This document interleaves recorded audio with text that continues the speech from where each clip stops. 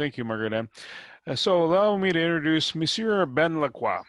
He is a national champion sprint kayaker. Now imagine that. He's probably in that little boat going down the Ottawa River, just digging and diving in there, right? No, maybe not the Ottawa River. That may be a bit harsh. But he's a Carleton U student, which is cool. Alumni. I love it. Ben is an emerging young tech entrepreneur in the Ottawa tech community and the founder of STADIYUM and GETIT Technologies. And GETIT Technologies is what we're going to be talking about today. And Ben, why don't we start off with what brought you to this part of the universe? This whole session, by the way, is going to be kind of an interview style. Ben, over to you. Yeah, so thanks so much for having me. So as Bernie mentioned, my name's Ben. Basically, I was at a football game one day, and I got out from my seat and went up and ordered a couple of beers and waited in line. And when I came back, I missed 2 touchdowns. I'm not going to say which team it was. They weren't very good, and those were the only 2 touchdowns they scored the whole game. So, you know, I went back to my seat and sort of asked some of my buddies, I said, how much would you pay to have this delivered right to your seat?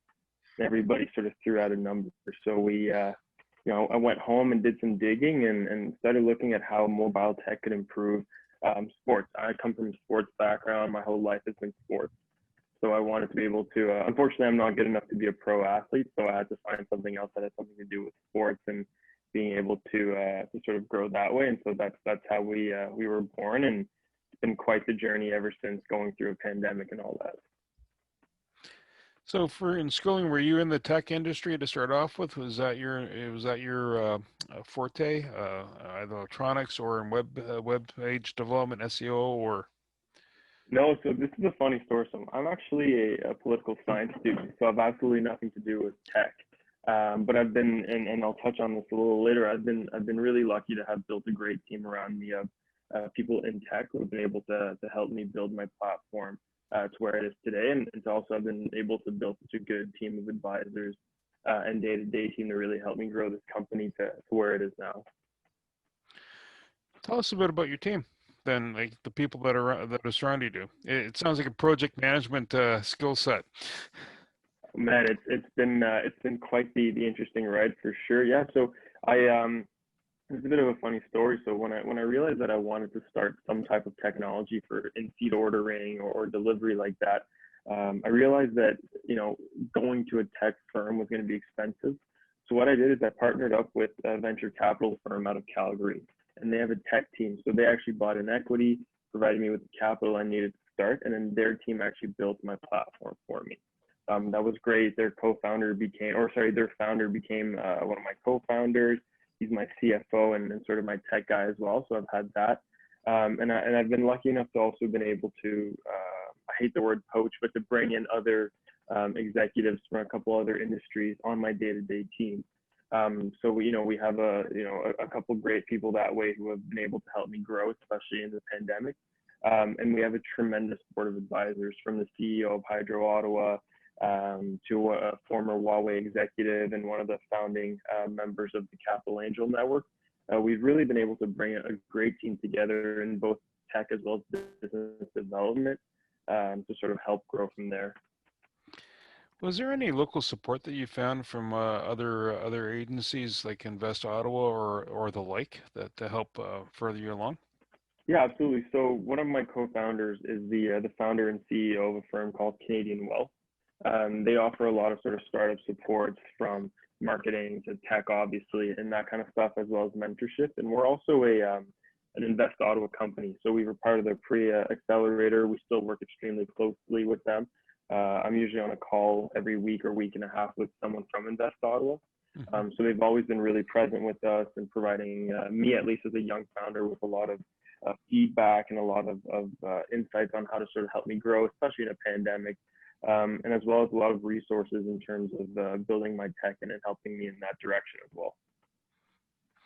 So when did this whole process start from you? Like when you're going, hi, I've got an idea, I found me a VC from Calgary, and then Invest Ottawa. What kind of timelines have you been looking at to bring things up to where you're at now?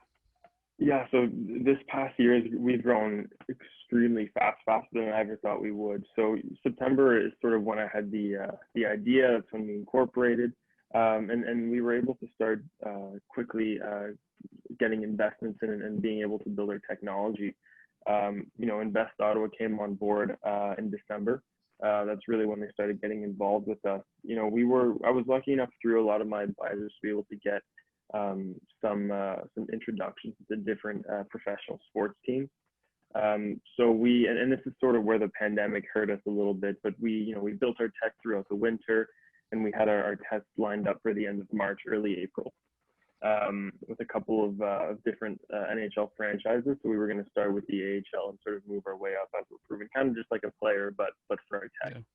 Yeah. And unfortunately for us, the season got canceled March 15th. Right, so that really threw a damper on everything, and that's sort of the timeline we had. And once the season got canceled, we went back to the drawing board, and with the help of my advisors, we sort of created with our technology a new business with even more verticals and potential. So it's been kind of an interesting year, but again, the amount of support we've been able to get, we've grown so much faster than I ever thought we would. So you started at a STADIYUM and then evolved to GETIT, or has it always been GETIT? I think we started off as so it was STADIYUM at first, and really we were just focused on providing white label mobile ordering for stadiums. And then we realized through the advisors that STADIYUM could still be a subsidiary of it, but GETIT is really the big name right now, where we are able to explore all these different verticals to help us grow. Excellent. Margaret Ann, did you have a question? No, it's okay. Oh, sorry. So tell us a bit more about the white labeling, and what does that mean in the business universe?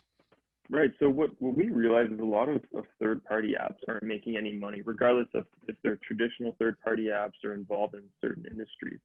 And what I realize is the user acquisition fee is extremely high. Right, you have to market the product. People don't know your brand. People don't know who you are. So what we do is we actually are able to integrate the brand into the application. So if you take a professional sport team, the branding on the app is their branding. It's listed as their app, and they're essentially kind of renting the technology. So for us as a company, we're able to have their brand be the spotlight, not ours. Right, they're the ones that look innovative, and what helps us in this scenario is that we're able to, with them, use that brand recognition from the beginning. We're not having to go out and educate people on what the brand is. We're really able to use their branding and centralize their branding as the way to get downloads and usage on the app. Excellent, excellent. So you've left the STADIYUM. So who are your new areas that you're trying to explore? Obviously, the sports universe is kind of a little dormant right now until things kind of turn around. So what are the new universes you're looking at? Yeah, so obviously for us, the pandemic hit, and that really struck a chord in our business model. We were working with universities and pro sports. So both of those aren't happening right now, and that was a bit of a shock. So we went back to the drawing board, and we realized that we had a solution that was cost efficient and that would provide pretty much any business with mobile ordering. So right now we're working with hotels and different municipalities to really help them streamline and sort of digitize their offering, which we're really excited about. And we're going to actually be releasing a lot of big news over the next 4 to 5 weeks. And we're really excited about the new pilot projects we've been able to put in place. So if someone wanted to explore more, let's say a business that watches this, or Rebecca or Florence or Jackie goes, I got to get me one of those. What are the next steps to actually kind of like cross connect and say, will this fit? Like what's the customer profile, the ideal profile that you're looking for, and then how do people connect with you? Absolutely. So, our business is really for, medium-sized enterprises, small to medium-sized enterprises, whether it be a hotel, a chain restaurant. We're working with different community leaders to build a community engagement as well. Really anybody in that space, whether it be a hospital where, they have that volume where they're able to support mobile technology, and we're able to offer that to them extremely efficiently. So they can go on our website, which is getittechnologies.co. Or they can look up our LinkedIn as well, which is GETIT Technologies. From there, really, they sit down with our team. We're able to show them different mock-ups of what the app might look like on the front end. They can send us their logos, their colors. It takes us about 2 to 3 weeks to brand the app for them. And then our costs on the back end are a lot cheaper than what people think they would be. So we're actually cheaper than, for example, a traditional third-party app, even though they get their own mobile application. So it's really cool that way. And again, because they're working with us and our goal is to make it as customizable as possible, they can make changes based on the customer feedback they get. And they can just go through us. There's no expensive, maintenance fees or anything like that. It's really, it's built into their brand and what they want, basically. Okay. So at the end of the day, if a company has a marketing section or someone who's doing marketing, like Denny helps, let's say, build the verbiage around things. Do they work with you then to bring it so that it's seamless? In other words, I have my logo here, I have my colors here, but how I flow it. Do you need that piece happening, or is that something you already handle, or how does that work? It's really cool. So we've been able to work with quite a few experts in a couple of different industries on the flow that works best for their industry. Obviously, we have different technologies for different industries, and some of them are based more like a hotel mobile ordering can be a lot different than a stadium. So we've been able to take our base layer and then customize each vertical that we have to make it work best for our customers. Obviously, we take the feedback from our customers, and because we want to be as customizable as possible, we'll implement them. But really, yeah, it's really cool the way that their marketing department can work with us, implement different colors, fonts, logos, and then again, they already have a user base of loyal customers. They just get them to download the app. It's a lot more efficient than doing a third-party application download instead. Okay. Do you have a loyalty component that's built into it, like a rewards program that you can drive into it? I love that you bring that up. Yeah, so we've been working with our tech team. We'll have one ready for mid to late October, where customers, they can integrate their loyalty system into our application, which is really cool. Excellent, excellent. So I'm getting the impression that it's not just like I need to order food or I need to order the doggy in the window, because you've talked about engagement too. What are the things that can come into this that they can feed out? In other words, will this fit my need for, say, selling my pizza? But can I also say, what did you think of the pizza, or what do you think of the community you're living in, as in, like, to get good feedback, constructive feedback? Absolutely. So we do have a feedback tab that we're adding. We're also we're looking to integrate with different sort of review platforms to be able to have people share their reviews and all that, as well as integration of social medias. Obviously, that's very important, being able to share what you've had. The other thing we're really working on, again, is loyalty points. That's a really great way to have people, that customer retention. But again, in terms of customer retention, people already know the brand, they already believe in it. They'll go on your app and they'll download it to support you. So we're really excited about that, and we think that it's the future, right? People are going to be on their mobile devices no matter what. Every day we use it more and more. So we're extremely excited to be in front of the curve in terms of that. So do you take payment through the system, or is that handled by a third party? So third party for payments. We're looking at potentially bringing it in-house, but there's so many great payment gateways out there right now that we really want to be able to shine in what we do best, which is providing a solid mobile ordering platform at an extremely efficient price. And we let other payment gateways, and we let people use the payment gateway they prefer, whether it's Apple Pay, Google Pay, PayPal. We really try to integrate everything in. Okay. So if, let's say, I acquire a good online and going, yeah, I'm shipping it back. Like sometimes you'll order something from Amazon and shouldn't order clothes sometimes because that shoe ain't fitting. I'm not Cinderella moment. Yeah. Do you handle the returns too? So we don't have one of the ways we're able to keep our costs so low is that we work with universities or stadiums or that kind of thing where they already have the personnel needed to make returns and provide the delivery. Part of the reason why we're so cost efficient is because we don't provide delivery people. We work with the business to sort of retrain some of their staff that are currently not used to their full potential to actually be able to, every time they move, they're essentially, you know, finalizing a sale. So we kind of work with the staff they currently have and make it as efficient as possible. Do you see a potential where you would have, where your company would say, listen, there's 5 of you in the same community. Why don't you pull together and get one driver or a crew and just run it through there? So if one person's a bakery and the other one's does, you know, dinners, right, or pizzas, you know, the bakery's probably pushing stuff out top of the day, and at the bottom of the day, the restaurant's pushing out the. Do we have that kind of context? Almost like building a social construct for the businesses, the band. Absolutely. I'm glad you bring this up. We can't touch on that too much right now, but we have something planned. We'll be able to make some announcements in late September, which we're really excited about. But we're glad to be able to share the platform sort of now, and then absolutely that's something we've looked at and that we're excited about what we're working on. Okay. I've got a couple more questions just to ask you, because Jackie looks like he's ready to go. I got some questions here. He's shaking the, oh yeah, you do, Jackie. You don't know it yet. So right now you're working with someone else's app and white labeling. Can you also provide the app itself to someone's phone? Like, in other words, maybe I didn't understand it right. Is it the app or using someone else's app and you're in behind it? Or can you be the app itself from the front? We do both. We can either integrate into an existing app, or we can provide a standalone application with their branding. We can do either. Excellent. So is there a pricing range that people or a business should kind of, like, if I'm building a budget out, I'm going, you know, how much to get her off the ground and how much to have it in play? Yeah, so for a business, it's between $2.99 and $8.99 a month.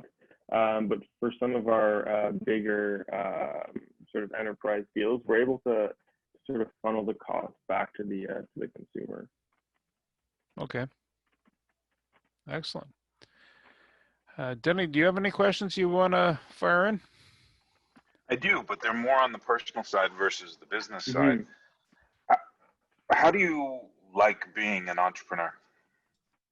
That's such a great question. It's got its ups and downs for sure, right? So I like it a lot. As a former athlete, I see a lot of parallels between being an entrepreneur and being an athlete, right? It's about the work you put in, working smart, making sure that you're able to perform on race day or on game day. So I love those parallels. But there's obviously doubts that come about with any entrepreneur ever, right? Is this the right market I'm in? What about my competitors? That kind of stuff. So for me, as someone who really likes the rush, I really like being an entrepreneur, but it's definitely not for everybody. Could you give us kind of a description of, or no, tell us a little bit of a story of your journey from the idea of conception to the moment of implementation and how that went for you? Yeah, so it's kind of a funny story. So I got back from that football game, and I went online and did some research, and I realized that there really wasn't a market for what I was doing, and it was kind of outdated. So I went on PowerPoint and I built how I wanted my app to look like. And then from there, I used a software kind of like a Canva where you can essentially build a fake application. And then I cold called 15 different venture capital firms, and had a bit of a bidding war going. And I finally picked one that I thought would make the best team to move forward with. And that's essentially how I got my tech built. And then, in terms of, I was doing this thing where I would try to network as much as possible. And I had a lot of friends who had, either parents and sort of executive roles. So I was able to add them to my team of advisors and use them for ideas and for different connections. And so as the tech was being built, I was also building connections and future leads that we were able to take advantage of moving forward. So it really was about putting my vision onto paper, showing, I guess, the possible returns. And then from there, it's, especially in tech, you just need to raise a lot of capital, right? It's capital intensive. So, having the tech being built and some early adopters, we were able to go raise the capital we needed to keep growing that technology. If you were to give one piece of advice to your earlier self, what would that piece of advice be? stop doubting yourself. Like, you know, obviously, like I'm a university student, and so, you know, a lot of my friends are very much into the, you just go out, you get a job, right? Like, don't take that risk. It might fail, and you're right, it might fail. That's definitely you know, most businesses do fail. That's the sad statistic that we have. But it's always to just, you know, if you believe in the idea you have, put your head down, put the work. You know, and it's funny, as you become more successful, it grows more. Those people tend to kind of come back and ask you how you did it, right? So it's really put your head down, do the work, and make sure that you're not getting distracted by sort of the outside noise or people that maybe don't believe in your vision right away. So that then brings up an interesting question of how do you stop those distractions from getting your work done? It's hard. I still haven't mastered it, if I'm being, you know, perfectly honest. But it's really, you know, for me, it's writing down my goals and just looking at them every day or two, and really reminding yourself what the end goal is and like why you're trying to get there, what your vision is. I mean, obviously, some people are going to doubt you, but you just have to push through the noise, right? And that's why most entrepreneurs fail, is because they don't have the support they need. Obviously, there's the idea and funding, but it's really support. So, you know, showing people that you are putting in the work and the traction you're getting always makes them believe in you a little more. But it's really, you just have to silence sort of the doubters around you and try to focus on what you're doing. And whether that's going over your goals or having some mentors, it's exactly the sort of way you have to go about it. I guess my last question would be, what do you find most enjoyable about being where you are right now? I think there's a couple of things, but I mean, the first one is the rush, right? So we're obviously in a very fast growth stage right now, and sort of seeing where this is going to end up based on the direction that we have for it right now. And really, like, it's, you know, as an entrepreneur, you're the one putting up the risk and putting in the work. So seeing it come to fruition is one of the best feelings ever, and seeing people actually using your platform is incredible. That's all for me. That's awesome. So 5 years down the pipe, where do you see everything rolling with the mobile app? I think mobile is the future. You know, I think you know, looking at the statistics, mobile is supposed to surpass e-commerce or computer purchases within the next 4 years. So I think more and more people are just going to be moving right onto their telephones to make purchases and sort of, you know. So I think mobile is the future. In terms of us, what I like about the business model is that we are slightly ahead of the curve right now. People are still using their computers. But I think more and more, you know, people are going to stop using their laptops, their desktops, and everything's going to shift over to mobile. So it's really exciting for us. And I think this pandemic, you know, it's kind of shown that people want to move towards mobile, and it's almost been a reason for people to move to mobile. Excellent. Folks, do you have any questions? Rebecca, Florence, Jackie? Yes, I do. I do a lot. Oh, a lot. Let her rip. Well, Ben, I always have a lot of questions. No, but Ben, can you tell me a little bit more? How did you work with Invest Canada? I know you mentioned that in the early stages, or you're very well connected. You had a lot of support from Invest Canada. How did you tackle that task down? I'm still in the process of building our company is actually in 5 different cities across Canada. And, you know, the resources are tremendous. There's so much, like there's so much input, so much options, but tackling down the right thing for you. So how did you, or maybe you can give me a tip, how did you actually come to the point it's like, okay, this direction I want to go with your company? Yeah, so in terms of like Invest Ottawa and really just any incubator, I think the first thing you can do is try to get some type of soft intro, whether there's someone in your network that maybe knows someone at one of these incubators, going through that. I know they have a lot of online applications that, you know, whether you can maybe apply online and call them, really sort of set yourself every other business applying. It's really the tip I would get. You know, once you're in, they do have tremendous resources that that you can take advantage of. But I really think it's you know, in business like anything, a soft intro is always the way to go. So if you can try to find someone in your network that knows someone there, that's how I would go about it. Interesting. How do you actually started inquiring about your advisory boards? That was very interesting that you have a lot of good contacts. How did you manage to kind of start this relationship with your advisory board? Yeah, I mean, I think networking, which is a little tougher now, but before COVID, networking was the best way to go about it. So every week I would try to go to as many networking events as possible. And again, I would just talk about my idea, and the way I would pitch it is I was always pitching it to someone and putting themselves in my situation and having them use that technology. And you know, I was fortunate enough that a lot of people really liked the idea. So moving that in that direction was really nice. But really, it's all about networking and getting yourself out there and just pitching it to everybody you see, and you're bound to have people who want to come on board. Interesting. Thank you. No worries. And welcome, Ainur. I see. Jackie's. Well, maybe Jackie got kicked off. Not quite sure what happened with all our technology here. We need Ben to come and fix it for us. Okay, you know what, Ben, I really enjoyed your conversation today and sharing. So basically, I think the whole thing is like, you know, you had an idea, you found some mentors, you were persistent, you found networking. That's my life. So I love that fact, and that's just even such a great testimonial there, because people don't know what they don't know. So the first step is, you know, you come up with the idea, and then it's going out and talking to people about it. Yeah. And simply just a conversation. I don't imagine you were pushing it on anybody, just saying, hey guys, you know, I have an idea. Exactly. Yeah, and showing, you know, a lot of people do want to help out. They just want to see you putting in a little bit of work. So keep them up to date on what you're doing, all the traction you're having, and eventually they're more bound to sort of come on board and lend a helping hand eventually.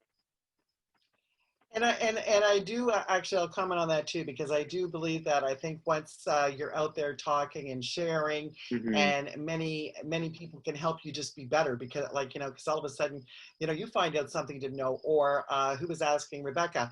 And I think that's the thing about networking is being part of that world for so many years. One thing I find is people weren't really clear on what they were looking for. So networking just doesn't mean showing up. It actually is about being actively involved, and Engaging. right. And so if you have, you know, 20 people at an event, it's not just to go there and say, you know, a minute and leave. It's about, okay, wow, that happened. Oh, you know, he said something, I should be talking to him. And I think a lot of times with all this stuff is going with your gut, and you being from the sports background, and you probably have a lot of discipline and skills that a lot of other people don't, coming from the background that you are. So one of the things, I'm figuring out that whole app and the white labeling and all that stuff. But one of the things that really struck me, Ben, is I think that you could be such a mentor for other your peers. I appreciate that. You know, when the going gets tough, don't get going. Show up with a group of like-minded people and share your vision. And you never know, one person, even if only one person shows up to the networking event, you know what? Maybe that was the way it was supposed to be. Exactly. No, this is great. It's always great to be able to share the story and have sort of other like-minded people to bounce it off of, and that's what it's a great opportunity. Absolutely. Okay, and that's great. And especially coming from university, and like, you know, you're saying your peers like, oh, you know, what are you, crazy? You know, you should just go get to 9.5. It's going to be more cemented, it's solidified. You know, there's a few people on this call, I'm sure, that can relate to that, but I've listened to that my whole life, and I'm a lot older than you. So when I was young, a little younger, just a little, that was it. It was like, people are always worried for you. So that was my little thing, just listening to, they're always going to worry about you because you're like, you know, it's Ben, he's this, we just feel blah, blah, blah. But, you know, more importantly, it's to come and hang in a group like this that gets you, you know. Exactly. So, and then it's like, no, don't, no, moving forward. So I just loved everything you shared today. On that note, does anybody else have any more questions for Ben? So Ben, one of the other things, can you keep us kind of up to speed on your evolutions, I guess? Because Absolutely. well, a couple of things, and this speaks more into the Connect Ottawa piece and even the sharing. Like downstream, there might be folks that we know in different groups in different settings that would would want to partake. In other words, act as a business channel for you Hmm. or sales channel. And but just even knowing about the service, that's kind of really handy and key, because Hmm. you're competing against some larger tech companies who will Absolutely. remain unnamed at this point, because they're not, there's no point promoting them. But you're competing against them, and that's all they do is they do they do the connections behind the scene, right? The software, Hmm. and provide the logistics support, which is going to be the Yeah. different piece here. And I think it'd be very fruitful and very knowledgeable, because I could see the service being reaching out to people. A survey says to in Florence's universe, it could be I need some cleaning services and I need some cleaning supplies, and why not get them through Florence, right? Or Rebecca has got somebody coming into town and she needs to kind of funnel things to that person, right? And Rebecca's universe could utilize that service to bring resources into her clients. I think you're right, Bernie, and I tried to well, I connected with you over LinkedIn. I have a lot more questions for you, Ben, and how we can maybe cooperate together, since we're Ottawa-based Awesome. / Calgary company. But it would take up too much time for today. But I have a lot of more things, especially in the mobile app, where we are actually looking into. So there's a lot more innovation going, and it's great to maybe work with somebody local on that. But Bernie, you're right. There is a lot of opportunity, a lot of changes in the industry going on in every sector. Everything is mobilizing.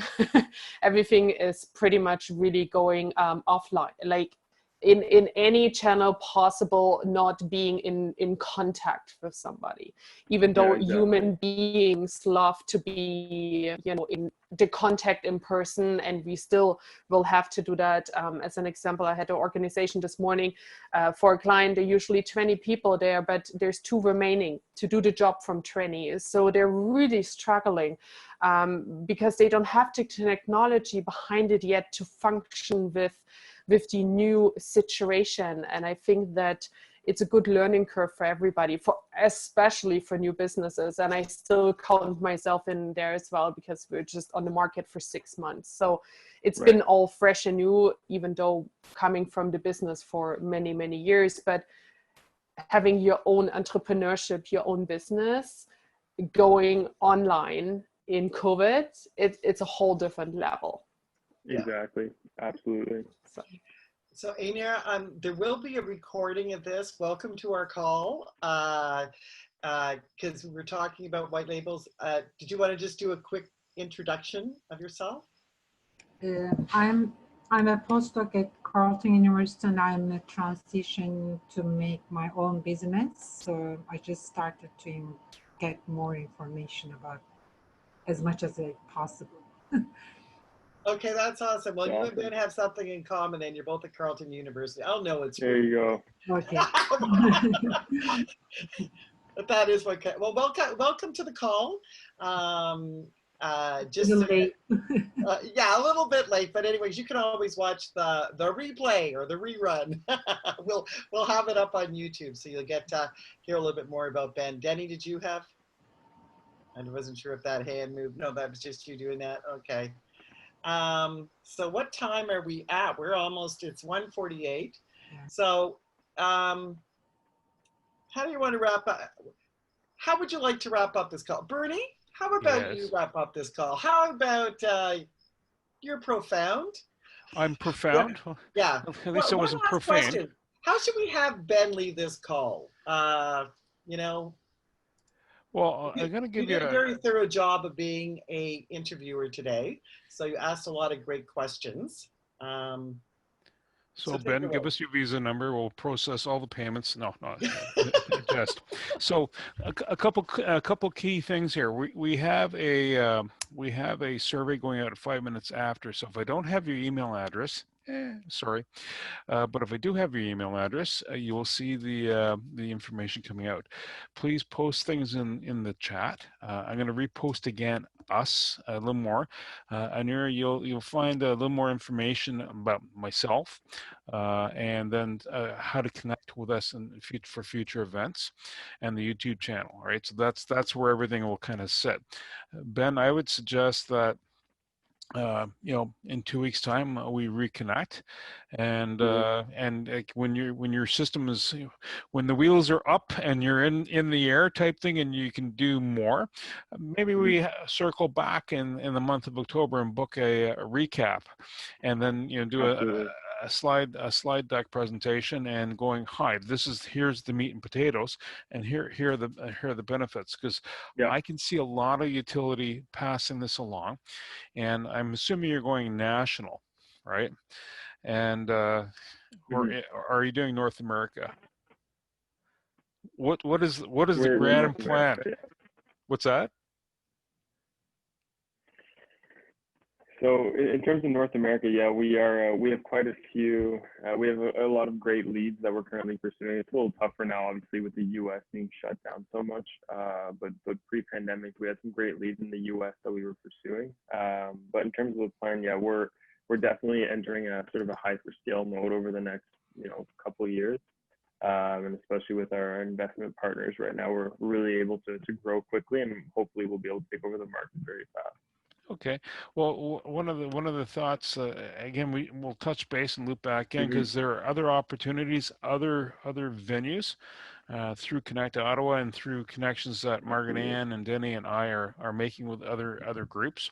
Because one of the things I've found from working at an institution to 2019 and 2020, networking is really key. COVID's is amplified, intensified the connectivity much more so. That right now I'm talking to people in BC on a regular basis. I'm starting to get into the US, just in networking, right? And these are your target audiences. Exactly. Can I ask one question too? I don't know if you actually covered, how small could the company be that you work with? We usually do more medium-sized businesses. In terms of small, it really would depend on the amount of what they're moving through their mobile sales or their e-commerce platform. Obviously, we can be extremely efficient in terms of pricing just based on the volume we're able to get. But we really work off of individual by individual cases. So we're always open to hearing about different businesses, how we can potentially help them. And worst case scenario, we can always put them towards one of our partners that might be able to help them as well. So we're very sort of connected in that sense as well in the tech team. Got another question for you. Do you cross promote different businesses? That's what I was thinking. So sorry, No, we sometimes thinking, okay, if we can't do solo, I'm just thinking solo, then we do it as Connect Ottawa, and then everybody can work out a Connect. I don't know how it works, but anyways, something on a bigger thing where we can bring a lot of small people together to have access to something. I don't know. Is that what you were thinking, Bernie? Yeah, again, let's loop back again in a month, and I'm sure we'll have more to talk about in terms of that. Fair enough. Perfect. So on that note, what would you, Ben, after this, what would you like people to remember you, or moving forward from this, from our conversation? What's the top 3 highlights of today that you'd like to leave everybody with? Yeah, obviously. So as a company, we have great tech, and we're extremely excited to launch it and to be able to run with it. But the other two is really getting people to start into entrepreneurship. Right? It's a scary leap that you have to take, but it's definitely rewarding. And so getting people to jump and take that leap. And finally, obviously, it's maybe quieting out some of the doubters you have at first, because they're always sort of the first that will probably come around again. But getting more and more students and young people into entrepreneurship, because they have a lot of great sort of innovative ideas. So we're really trying to push that and get more people into entrepreneurship.